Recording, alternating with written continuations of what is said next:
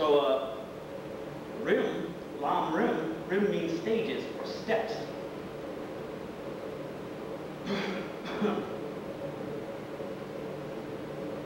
I bowed down to all the high and holy lamas.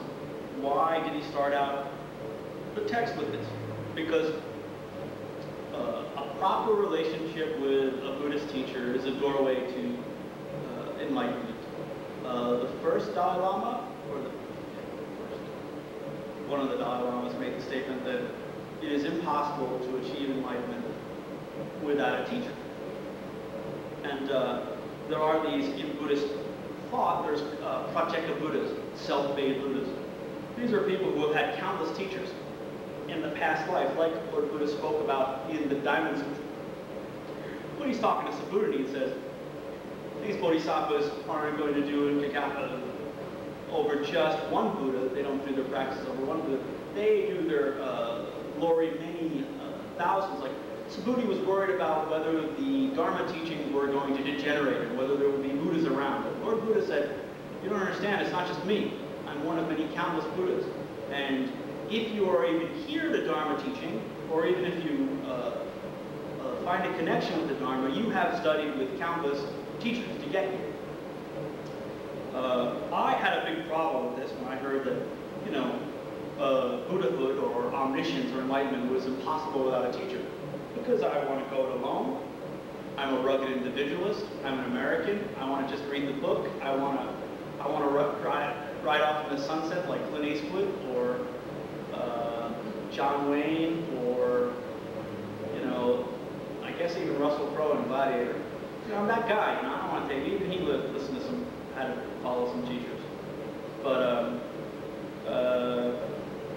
and then I thought about it, that I think the day that I realized how true this is that I was working at the Selka in the East Village as the overnight guy. And I had to work the cappuccino machine. We got a new cappuccino machine. And it looked like something out of Star Wars. It looked like something out of, I don't know what it was. And I'm like, so where's the button, man? So somebody had to take me to the proper teaching, proper functioning of the cappuccino machine. And I'm like, if I can't get the cappuccino machine on my own, well, how about omniscience and Buddhahood? You know, I'm going to need a guide, you know? I'm going to need somebody who can show me the path and teach me and guide me properly. And there are many qualities that that a teacher is supposed to have. He should be kind of reserved in his morality. He should be very controlled, have good concentration. He should love to teach. He should have a good intellectual understanding of emptiness, preferably a direct perception of emptiness. That's a big one. How do you know that? That's a tough call. Because Buddhist teachers aren't supposed to talk about realizations. So how do you know? That's why it came to me, my sort of viewpoint. Oh, it's better they really have studied their butt off. You know, then I know that they at least got the intellectual side to it. So that they should have achieved the path of Tonglam. Tonglam is the direct perception of emptiness. It is your goal to get there as quick as possible. Until you have a direct perception of emptiness, everything that you do is a cause for suffering. Why? Because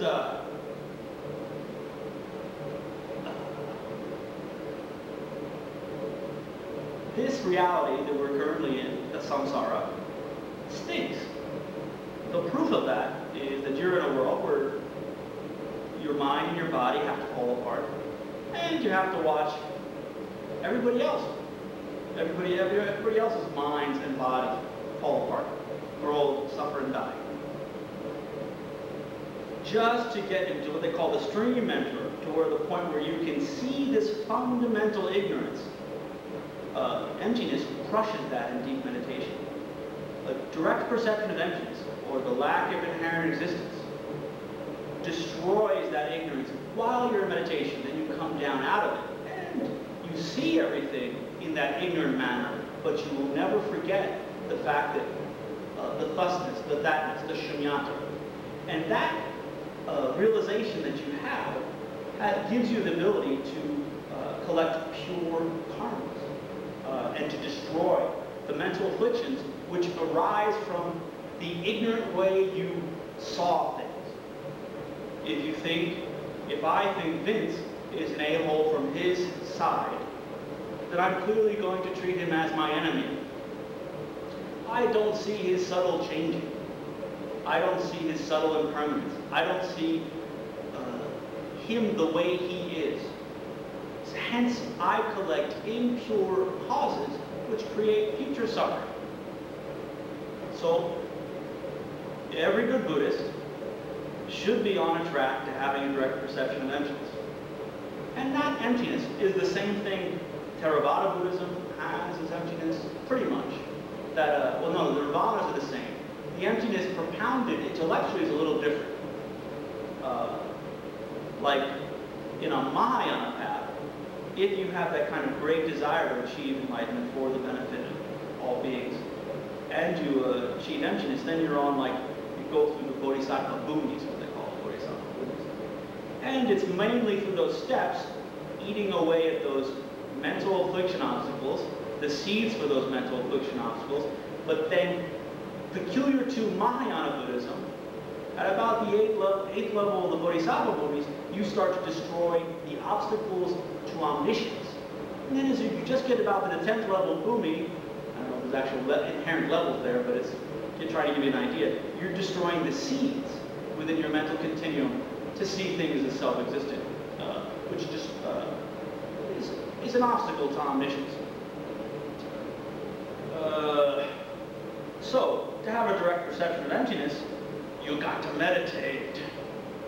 Particularly, you have to have a very strong type of meditation called shine in Tibetan. It's like shamatha. I think it's shamatha in Sanskrit. It's a very kind of one-pointed concentration that you can't get it off its object. And I'm not going to go into a whole meditation class. And we're going to do a meditation that goes along with this text, but we will do a meditation. I will not give a teaching on the technicalities of meditation, because the breadth of which would be but that's a good, because there are levels to focusing the mind onto an object, and then there are also there's a classic teaching on the various types of distractions and how to counteract those distractions in meditation. So you need this strong kind of concentration, and you cannot get that strong kind of concentration unless you have a peaceful mind. And you, according to Buddhism, cannot get a peaceful mind if you've been screwing people over.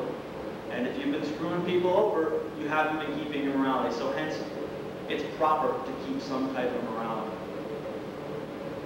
All of that starts from you need to take refuge. You need to go for refuge to the three jewels. Particularly go for refuge to a teacher. And just, I don't think I've ever given total surrender to a teacher. It's a little too not New Jersey for me. It's like I've given 50% or 60%. But total surrender to a teacher to teach me, nah, that's just like way too. I'm a guy who enjoys clerks too.